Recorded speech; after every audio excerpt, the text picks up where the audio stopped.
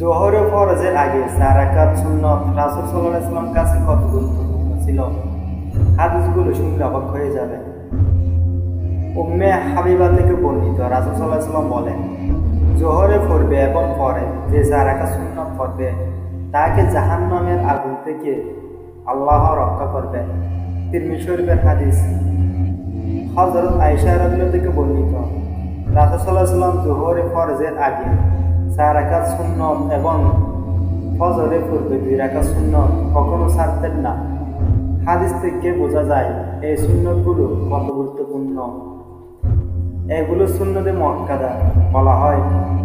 তাই ফরজের পাশাপাশি যেগুলো গুরুত্বপূর্ণ সুন্নত আছে, যেমন ফজরের আগে 2 রাকাত সুন্নত, জোহরের আগে 4 রাকাত সুন্নত, এগুলো যেন আমরা না ছাড়ি। এই সুন্নতগুলো খুব গুরুত্বপূর্ণ, যা আমরা বুঝি না।